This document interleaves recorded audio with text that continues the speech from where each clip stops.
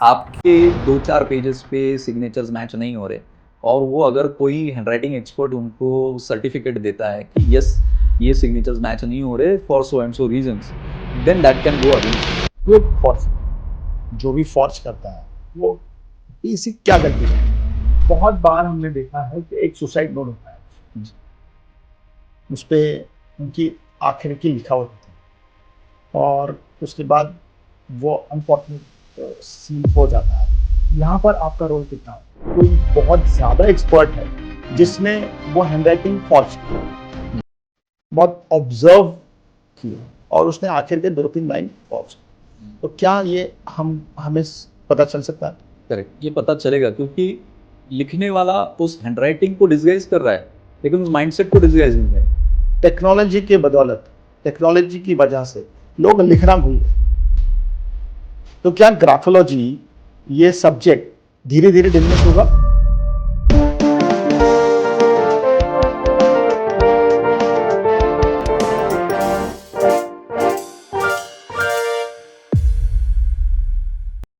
हाय, आज का एपिसोड बहुत इंटरेस्टिंग और थोड़ा माइंड ब्लोइंग होने वाला है। Welcome to the episode of RK Talk Show, a show created, crafted and curated by life, from life, for life.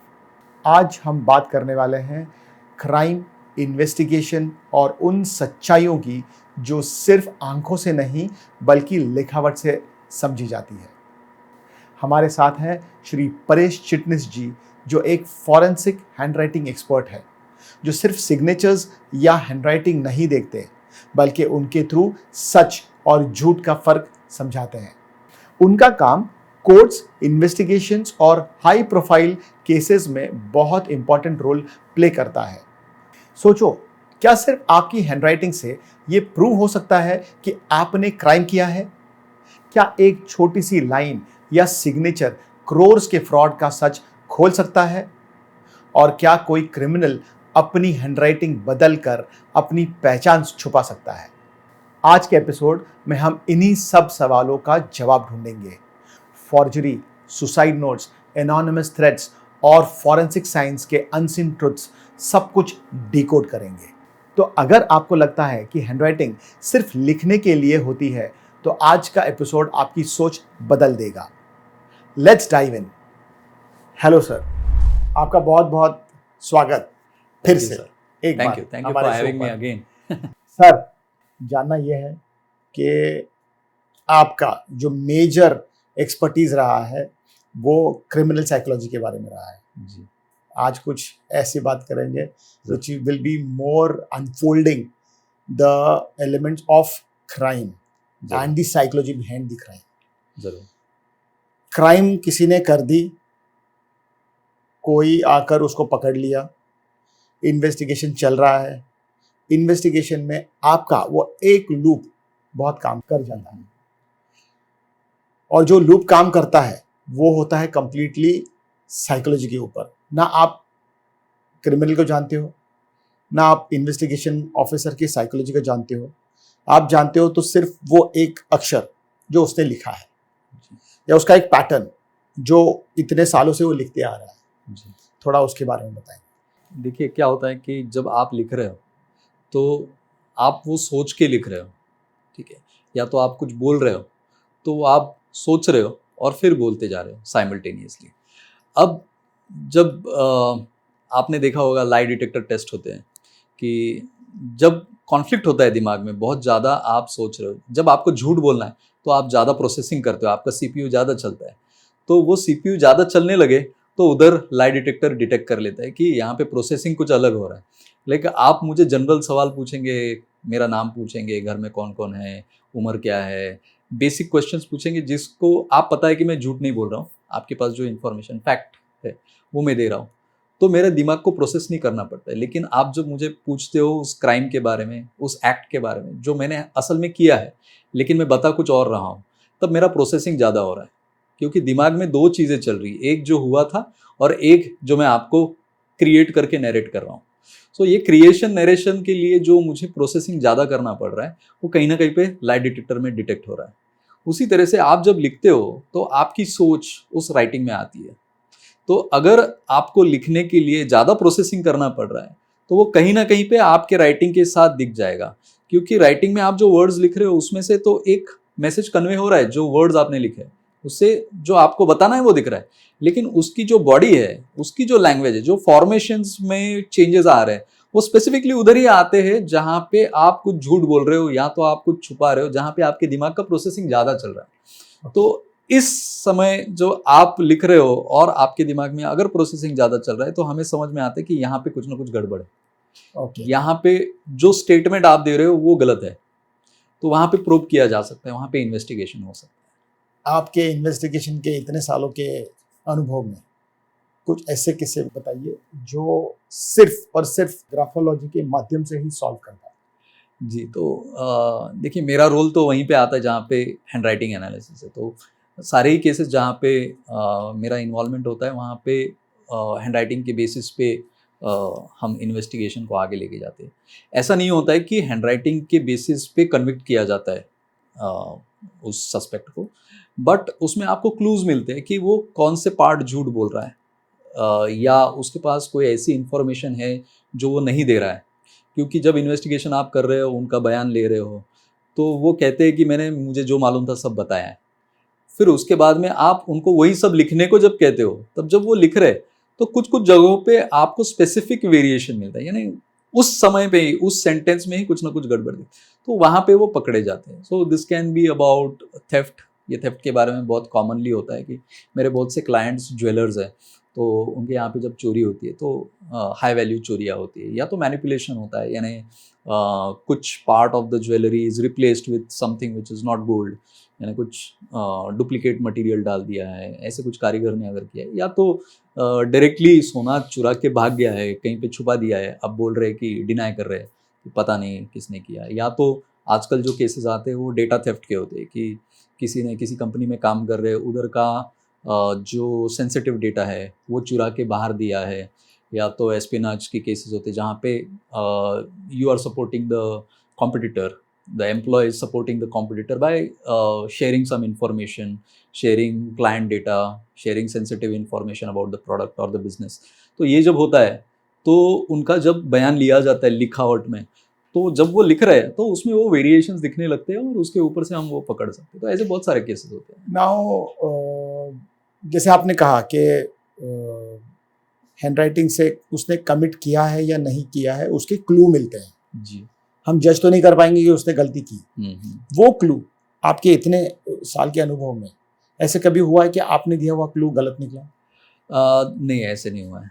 देखिए, हम we don't jump to conclusions directly, we would say that this person is hiding some aspect specifically about this, you need to probe this। तो उसके हिसाब से आपको सवाल पूछने के लिए आप जी, सामने वाले को एक दिशा दिखाओ। यस। तो ये डायरेक्शन देने का काम हमारा होता है कि जहाँ पे क्या हो जाता है कि sometimes the investigation goes in one direction. बहुत बार ये होता है कि जहाँ पे हमारा रोल आता है हमें तभी कॉल इन किया जाता है जब the investigations are clueless now, कि एक दिशा में इन्वेस्टिगेशन जाता है, समझिए कुछ मर्डर हुआ है, कोई मास मर्डर हुआ है, फैमिली में कुछ हुआ है, and then the investigation officer goes in one direction, उनको एक सस्पेक्ट होता है, वो उसका ही प्रोब करते जाते हैं, but at the and they find that this person is not involve at all.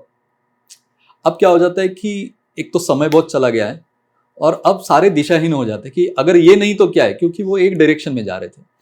अब ऐसे समय पे फिर हमको कॉल इन किया जाता है कि जितने भी सस्पेक्ट पॉसिबल है उनके सबके राइटिंग सैंपल्स लिए जाते हैं, उनको लिखना पड़ता है, वो लिखते हैं specifically about the crime that has happened, the incidents that they have gone through, और फिर उसमें से हम उनको बताते हैं कि I think this person is having some information that he has not revealed yet, this person would be directly involve, this person may be knowing something but he is just keeping quiet. तो ये जब हम information देते हैं तो investigators को ये easy हो जाता है, they will find the easiest person who would crack down, who would give away information, तो उसको फिर वो आगे प्रोब करेंगे, सही सवाल पूछेंगे, जैसे आपने कहा कि probing more with right questions, वो काम करना उनका काम है इन्वेस्टिगेटिंग ऑफिसर्स का। एक फॉर्जर जो भी फॉर्ज करता है वो बेसिक क्या गलती करता है? तो क्या होता है कि फोर्जरीज जब होती है तो this is directly like handwriting और सिग्नेचर का इस्तेमाल करके ही क्राइम जो होता है वो फोर्जरी है, जहाँ पे आप डिस्गाइज कर रहे हो किसी और की identity. Now if I am trying to make a signature like yours, तो मैं एग्जैक्टली वैसे ही कॉपी करूंगा जैसे आपने की है, लेकिन मेरा लिमिटेशन है, मैं मैक्रोस्कोपिक चीज़ें ही देख सकता हूँ।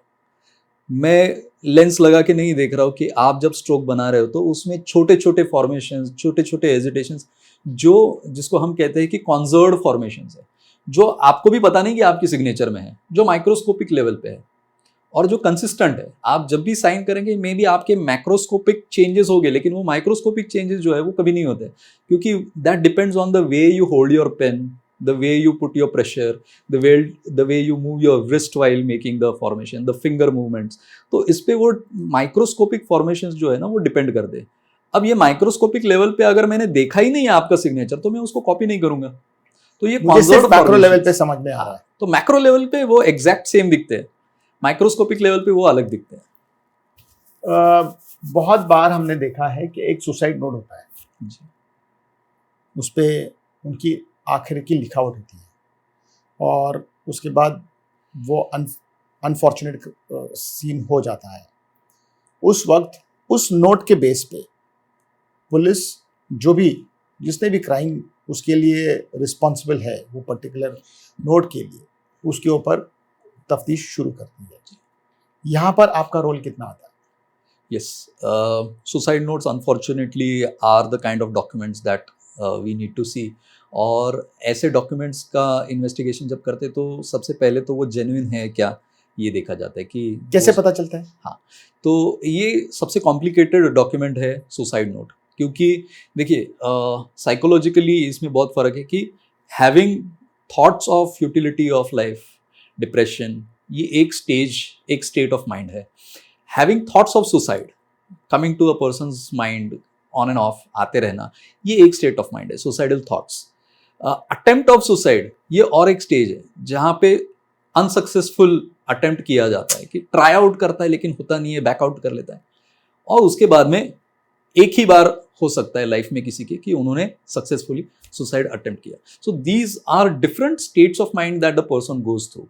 Now a person who is committing that act would be in that state only once, उसके पहले कभी वो उस स्टेज में नहीं गया है, तो उनका स्टेट ऑफ माइंड टोटली अलग है, तो उनका हैंडराइटिंग भी टोटली अलग होता है।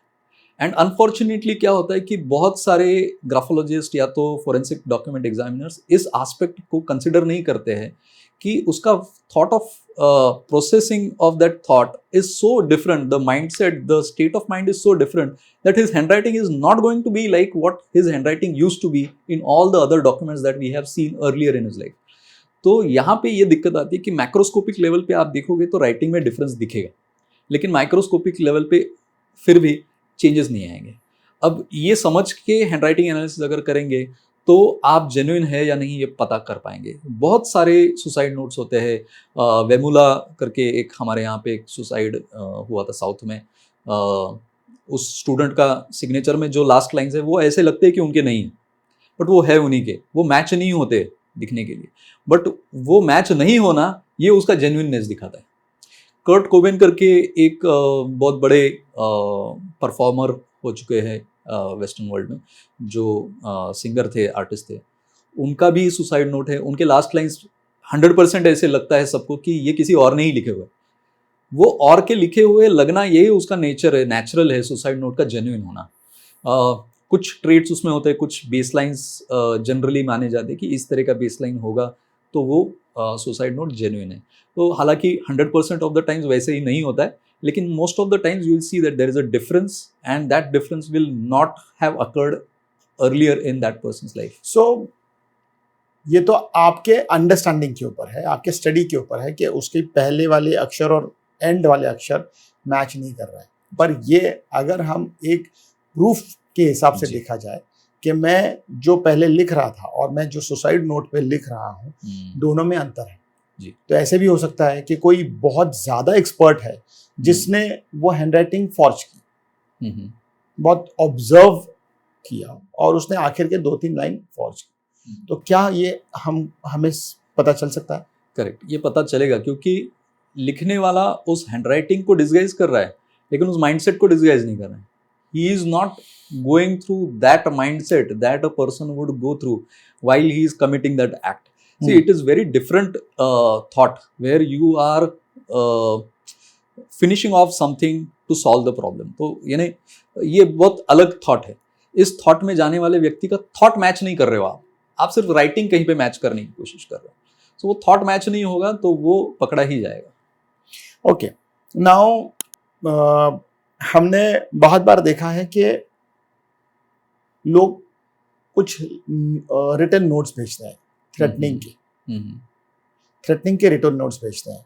वो हमें पता नहीं होता है, एक एनोनिमस लेटर आता है या एनोनिमस एक एनवेलप आता है, उसमें चिट्ठियाँ होती हैं.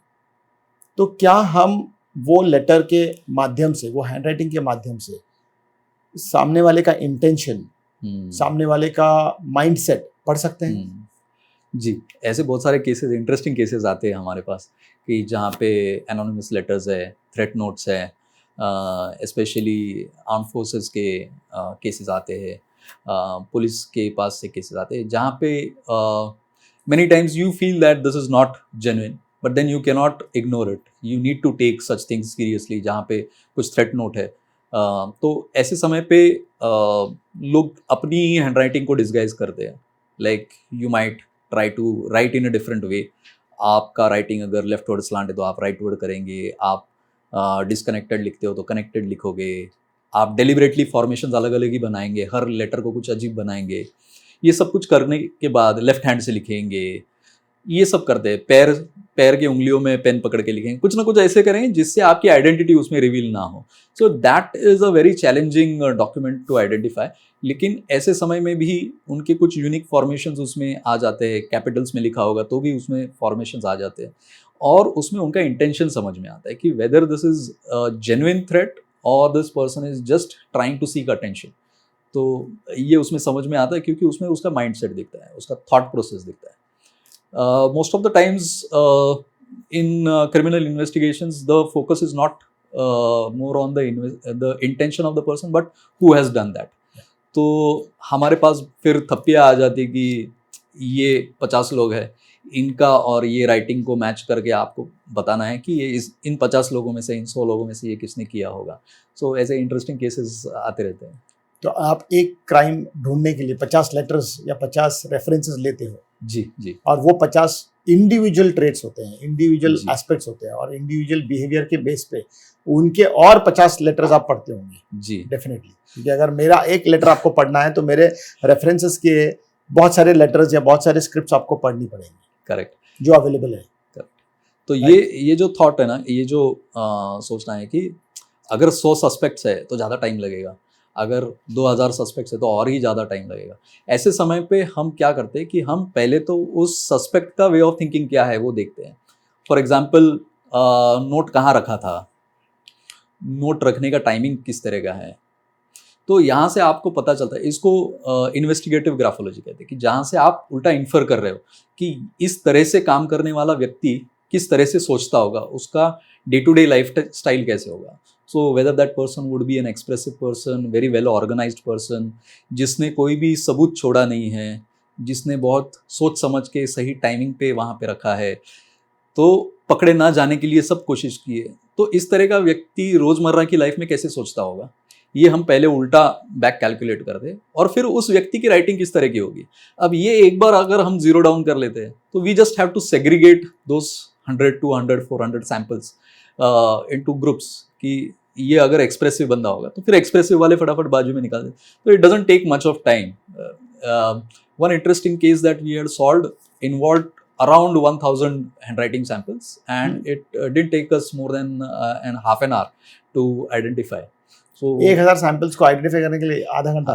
So we don't go through all the samples and we don't study each individual, but हम उसको segregate करते हैं based on what kind of suspect we are looking at. We will segregate it down and then we'll come down to a few number of people.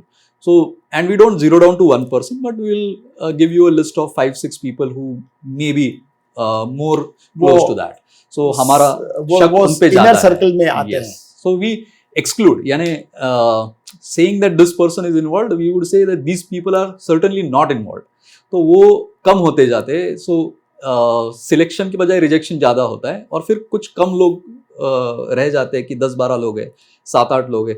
तो ये 2000-3000 से directly एक 10-15 पे आना ये भी क्वाइट मैनेजेबल हो जाता है फिर आगे ले जाने के लिए. ओके, नाउ एविडेंस एक्ट के हिसाब से जो रिटन सूत्र मिलते हैं वो कोर्ट ऑफ लॉ में कितने मान्यता दी जाती है उसको? Yes. So, see, in the court, you need to substantiate your work with your observations. You have to give your reasons why you feel like this. So, it is said that the honorable court is the expert of the experts. So, it is not like कि मैंने कुछ बोल दिया तो वो काले पत्थर पे लकीर हो गया. I have to give my expert opinion. तो ये ओपिनियन देने के बाद the court has to decide whether they feel that this opinion is correct and can be considered. So काफ़ी सारा क्रॉस एग्जामिनेशन होता है according to the process and if the court feels that ये जो भी जस्टिफिकेशन इन्होंने दिया है इनको जो लगता है एक्सपर्ट को वो सही है, उसको काउंटर जो क्वेश्चंस पूछे उनको भी आपने जस्टिफाई किया है, उनको आंसर प्रॉपर दिया है, तो उसके बाद में फिर वो ओपिनियन एक्सपर्ट ओपिनियन एक्सेप्ट होगा to the honorable court and then they will go ahead. While talking about the evidence and the honorable court and the crime, I've heard about the term called graphotherapy. Please guide me on that. So graphotherapy is what people use it as is changing the handwriting and expecting changes in the person's personality. तो ऐसे माना जाता है कि आप अगर आपका writing change करेंगे, सिग्नेचर में चेंजेस करेंगे तो gradually it will influence you to change your way of thinking, your way of behaving, the way you feel about things. तो ये चेंज होगा. तो इसके लिए जो एडमिनिस्टर किया जाता है, पैटर्न्स एडमिनिस्टर किए जाते हैं, change in the writing, changes in the signature administer किए जाते हैं और एक फॉलोअप लेके प्रैक्टिस करा के लिया जाता है. इस प्रोसेस को ग्राफोथेरेपी कहते हैं लोग. So this is done to make changes in the person's personality by making changes in your writing and signature. I will be more happy to understand the real life case laws, to understand how handwriting has emerged as a very important tool. Can you, without depicting the name, can you give us some real life incidences? Okay. So there are a lot of... One example, one is about theft, one is about say murder, and one is about any heinous crime. Okay. Series of murders. So most common things that we handle is theft. So theft में क्या होता है कि there are a few people whom you have zeroed down that these are the people who had access to whatever is stolen. So it can be like there was a pen drive or there was some valuables, there was cash, and then there are some people who have access to that department, that area, कि वो वहीं पे काम करते तो उनको ये access है, बाकी के लोग जनरली उधर नहीं जाते हैं. So the company comes down to a few people saying that ये लोग हैं कि जिनको एक्सेस है और फिर उनके हैंड राइटिंग सैम्पल्स हम लेते हैं. ऐसे बहुत सारे केसेस आते रहते हैं. एक केस था जहाँ पे बहुत सारे एम्प्लॉयज़ उस कंपनी में थे. It was a very open culture office where everybody had access to everything.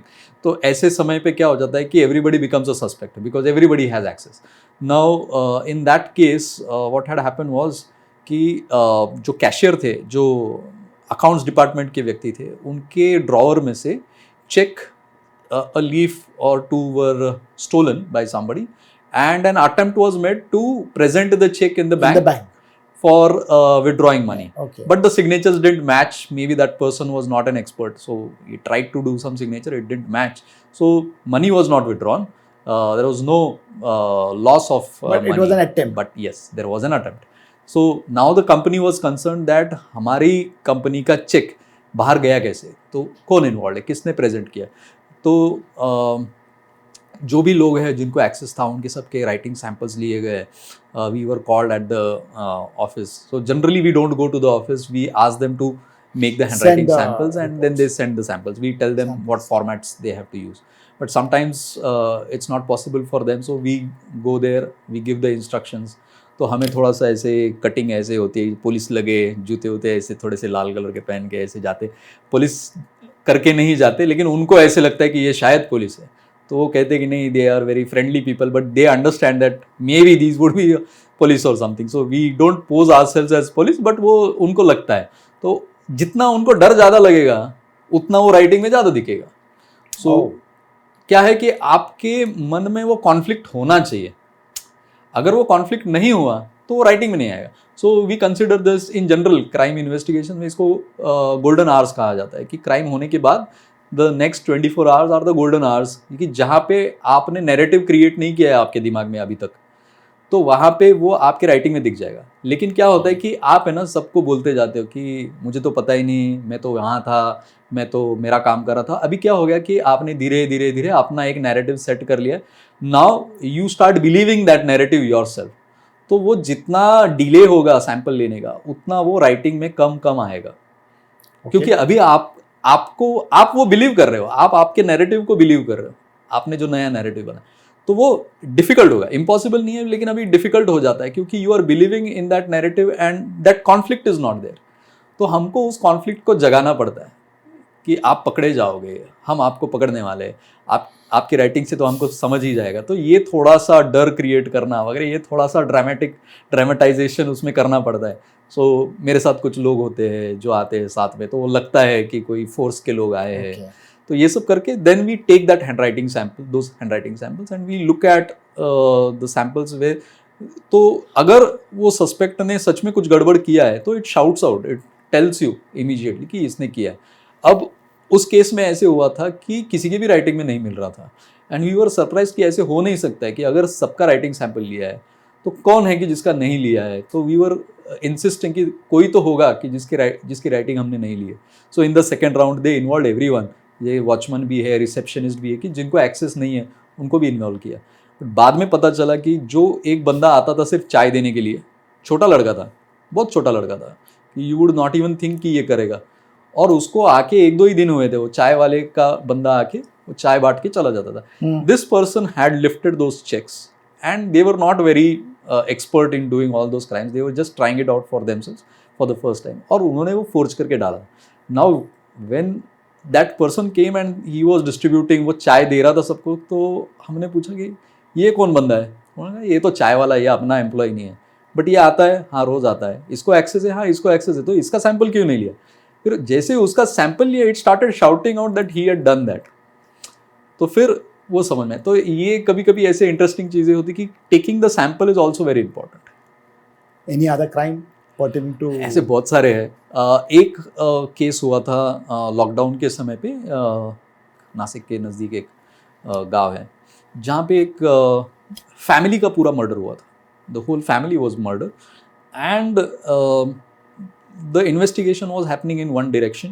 The officer was probing and they had some suspects in mind, and they were investigating that person and all the evidences around that person, but it so happened that that person was not at all involved. And unfortunately there was like जो changes होते ना, officers change हो गए, तो उनका उनको कहीं पे पोस्टिंग अलग हो गया, नए लोगों का पोस्टिंग हो गया, तो ऐसा पोस्टिंग चेंज होके नए ऑफिसर्स आए, and now they were so clueless कि ये क्या चल रहा है, क्योंकि फाइल पढ़ के कुछ नहीं समझ रहा है, फाइल का अर्लियर इन्वेस्टिगेशन कुछ और ही बता रहा है, एंड कुछ उसमें निष्पन्न कुछ नहीं हुआ. तो ऐसे समय पे फिर जब कुछ भी नहीं समझ रहा है, स्पेशली जब there is a murder, there is a lot of importance to the weapon that was used. So the weapon of murder is very important evidence, and उनके पास वो भी नहीं था, वो भी नहीं मिला था.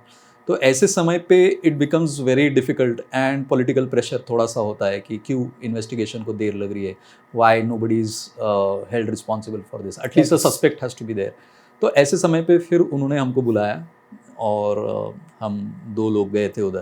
Now this was the first time I was going to take samples, and one of them is going to be a murderer जिसने 3-4 क्राइम्स किए, like a couple, their children, their parents, सबको साथ में मारा है, और ऐसे लोगों का सैंपल लेने के लिए जाना है. ऐसे समय पे हम गए, उनको इंस्ट्रक्शंस दिए, and we got the samples, and the most unsuspected person was involved in that. It was a failed love story kind of thing. वो ज़्यादा उसके डिटेल में नहीं जा सकते हम, लेकिन बहुत अनसस्पेक्टेड कि this person might have been involve, और जस्ट लकीली उस ऑफिसर ने उनको भी लिखने को बोला, और उसमें फिर समझ में आने लगा, और जिनके पास इंफॉर्मेशन थी, it was so surprising that lot of people knew about who had done that and everybody was hiding it. और वो एक एक करके फिर सबके राइटिंग में पता चलने लगा कि this person is hiding something, this person has some information, इनको पता है, लेकिन ये बता नहीं रहे. और एक के राइटिंग में तो ऐसे दिख रहा था कि वो सब झूठ लिख रहा है. तो फिर हमने बताया उनको कि ये यहाँ तक ही हम आपको बताएंगे, इसके बाद आगे आप इन्वेस्टिगेशन करो, 100% इसने किया है और इन 4 लोगों को पता है. नाउ आगे फिर उन्होंने जो प्रोब किया, इन्वेस्टिगेशन किया, उनको बयान लिए होंगे, क्या 3rd डिग्री किया, जो भी किया होगा आगे, फिर उसमें से कंक्लूजन निकला और they found out that it had happened in that way. Interesting. मतलब एक हैंडराइटिंग के बेसिस पे हमने उस इंसान को कभी देखा नहीं, पर उसकी साइकोलॉजी समझनी इतनी आसान हो जाती है जी. ये जो रिटन नोट्स होते हैं, या सुसाइड नोट्स होते हैं, या थ्रेटनिंग नोट्स होते हैं, या कभी कभी टेररिस्ट एक्टिविटी के भी लोग आपको मिलते हैं ये सब चीज़ के दौरान. तो क्या जब लिखा जाता है, can the writer be under influence of drugs, ये आपको समझ में आएगा? बहुत बार नहीं समझ में आता है, क्योंकि ड्रग्स का इन्फ्लुएंस है या नहीं, ये समझने के लिए उसका ओरिजिनल राइटिंग अगर होगा तो हमें समझेगा कि okay, when the person is not under the influence of drugs ये ऐसा होगा, और अगर इन्फ्लुएंस ऑफ ड्रग्स है तो ये ऐसा राइटिंग होगा. लेकिन एक general, there are lot of research papers on this, people have done lot of research, जहाँ पे कैफीन से लेके बहुत सारे जो ड्रग्स इस्तेमाल किए जा सकते हैं, उन सब का इन्फ्लुएंस क्या हो सकता है, कोकेन का क्या हो सकता है, अल्कोहल का क्या हो सकता है, सिंपल कैफीन का इन्फ्लुएंस क्या हो सकता है राइटिंग पे, इसका स्टडी किया गया है. And what has been seen is जो वेरिएशन आता है वो ज़्यादातर वेरिएशन आता है मोटर मूवमेंट्स पे. तो जिस तरह से आप पेन घुमाते हो, ये चीज़ों पे उसका ज़्यादा इन्फ्लुएंस होता है. तो अगर ऐसा ज़्यादा हो रहा है तो there can be a doubt कि शायद ड्रग्स का इन्फ्लुएंस हो. ये ज़्यादा कौन से केसेस में हमको देखने को मिलता है कि जहाँ पे विल लिखा जा रहा है, तो ये क्वेश्चन क्रॉस एग्जामिनेशन में काफी विल के कोई एग्जांपल्स है? हाँ, जहाँ पर आपने विल किसी ने फॉर्ज की और आपने उसको पकड़ के दिखाया. हाँ, ये बहुत कॉमनली होता है. See, there are disputes in the families, somebody feels that that person deserved property more than what share he has got. तो ऐसे समय पे डॉक्यूमेंट्स फोर्ज किए जाते हैं, या तो बहुत बार लोगों को पहले से ही पता होता है कि they are not in the good books of the person who is going to give that property, inherit that property, तो वो पहले ही ऐसा कुछ डॉक्यूमेंट्स बनाते हैं, उसमें फोर्जरी करते हैं. Now this forgery, when you are going to forge, like if you have decided to forge somebody's handwriting, you know that person's signatures, you are going to make a document, you will get access to earlier signature somewhere and you will copy it exactly. अब बहुत बार interestingly ऐसे होता है कि हम bankers के लिए भी ट्रेनिंग्स लेते तो उनको बताते हैं कि जब 2 सिग्नेचर्स बहुत एग्जैक्टली मैच करते हैं ना, 2 में से एक फोर्जरी है. अच्छा, जब 2 सिग्नेचर्स ज़्यादा ही मैच हो रहे, बिल्कुल ही चेंज नहीं है, तो उसमें से एक फोर्जरी होनी चाहिए, क्योंकि 2 सिग्नेचर्स आप एक ही पेपर पे करोगे तो उसमें थोड़ा तो वेरिएशन आता है. अब पर वो वेरिएशन दिखाई नहीं देता है. हाँ, वो हमें दिखाई देगा, लेकिन हम जब 2 सिग्नेचर्स मैच कर रहे, like if you copy paste a signature from somewhere, आपकी मैंने एक डॉक्यूमेंट से सिग्नेचर कॉपी करके डिजिटली किसी पे चिपका दी है और फिर उसको मे बी ट्रेस किया है, कुछ किया है, तो वो ज़रा ज़्यादा ही सेम दिख रहे हैं, तो वो फोर्जरी है.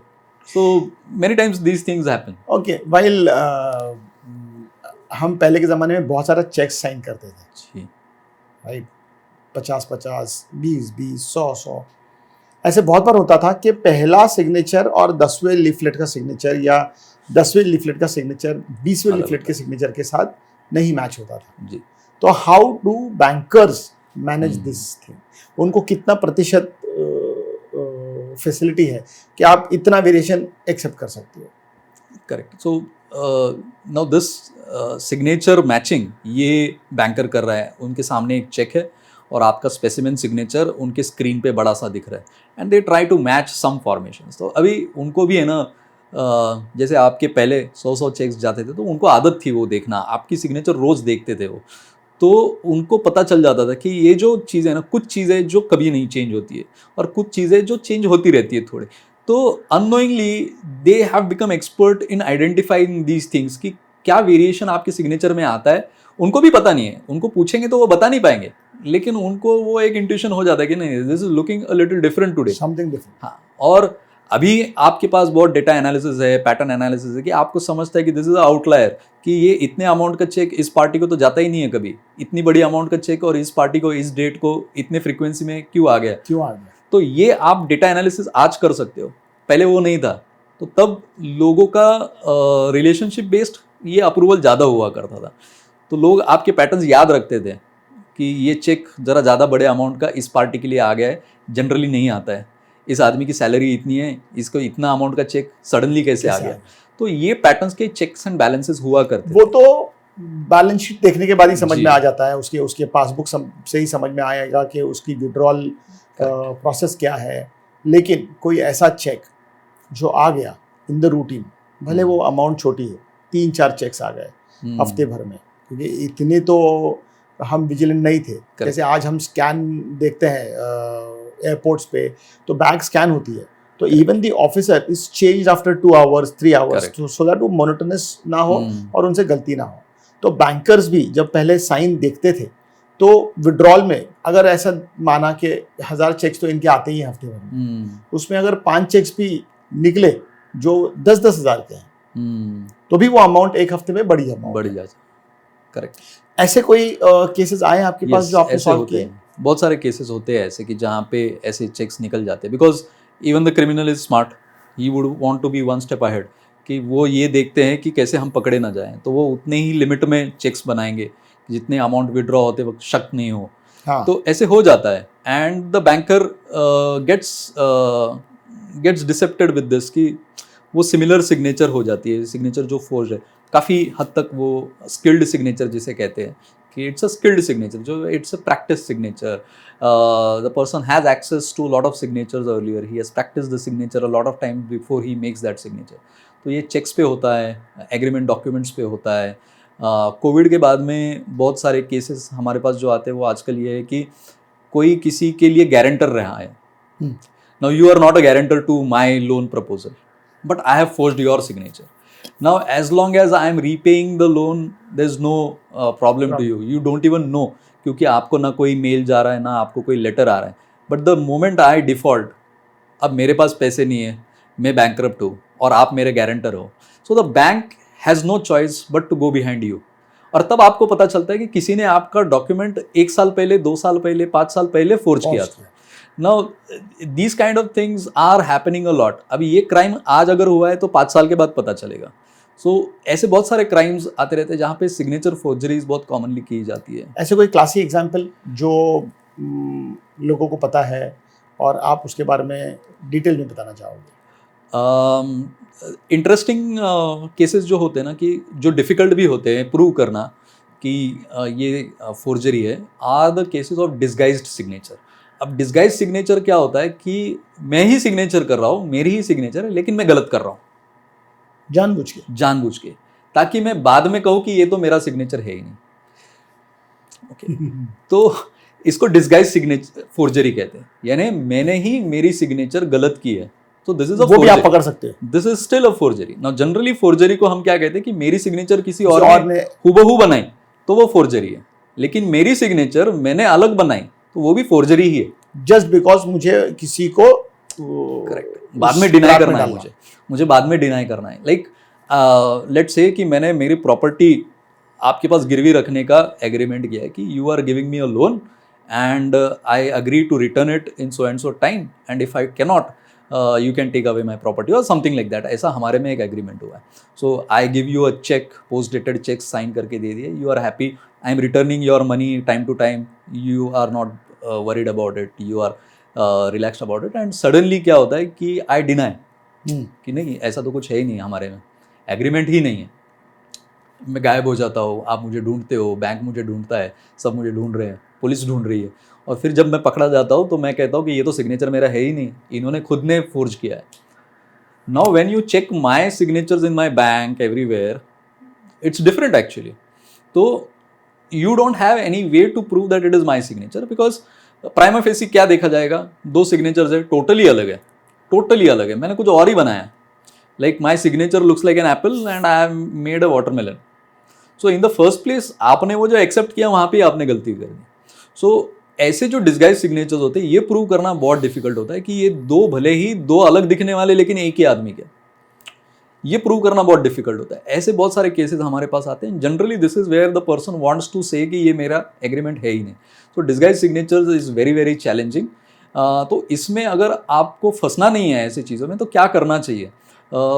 What I recommend is, if you are giving a loan or a personal loan to somebody, or you are making an agreement where the person is going to repay you, आप post dated checks ले रहे हो तो एक छोटा amount का check पहले ले लीजिए, वो आप प्रेजेंट कीजिए बैंक में, ensure that it is getting cleared. उस चेक को डिपॉजिट करने के पहले उसका फोटो निकाल के रखिए. उस व्यक्ति का पैन कार्ड पे जो सिग्नेचर है उसका एक फोटोग्राफ आपके पास रखिए, so that you are assured that this PDC that person has given you, the signature on that is going to work later on. तो ये करना बहुत ज़रूरी है. ये बहुत बार हम नहीं करते क्योंकि एक रिलेशन होता है, ट्रस्ट होता है. तो ये करना बहुत ज़रूरी है. You land into problems if you don't do this, and it becomes very difficult for forensic examiners also to prove disguise signatures. Now, coming to the corporate, there are a lot of agreements which an individual has to sign. ठीक है, उनके पहले page की sign से समझो 20 page का, 30 page का, 40 page का, कभी कभी तो हज़ार पेज का भी डॉक्यूमेंट होता है. Every paper needs an acknowledgement. हम बैंक में जाते हैं तो बैंक में भी बहुत सारे लोन्स होते हैं जहाँ पर वो बोलते हैं कि भाई आपको साइन करना है हर एक पेपर पे. देते हैं 1 लाख रुपए का समझो लोन, वो 1 लाख तो साइन ले लेते हैं. एग्जाम्पल मैंने बताया.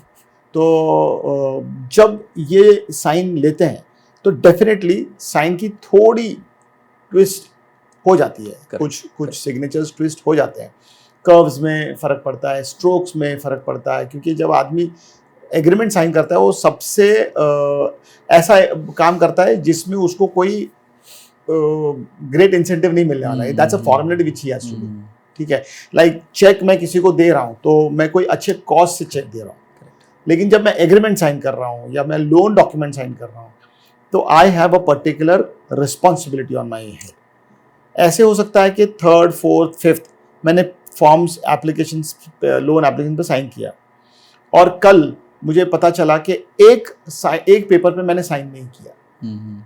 अब लोन कंप्लीट करने के लिए, लोन का प्रोसेस कंप्लीट करने के लिए किसी बैंक के ऑफिसर ने, अभी तो बहुत सारे काम आउटसोर्स होते हैं, किसी बैंक के ऑफिसर ने उसको साइन किए जी, और ये कस्टमर को नहीं मालूम. ऐसे कोई केसेस आपके सामने आए हैं? ऐसे इंटरेस्टिंग केसेस बहुत होते हैं, स्पेशली इंश्योरेंस में होते हैं, where see some agent comes to you, he gets all the documents signed, and जैसे आपने कहा कि एक पेपर पे रह गया, या तो नॉमिनी का ये नहीं है, या तो जो बेनिफिशियरी रहेगा उसका नाम ही नहीं डाला है. ऐसे जगहों पे उन्होंने साइन कर दिया, नाम कुछ डाल दिया, आपका सिग्नेचर फोर्ज कर दिया.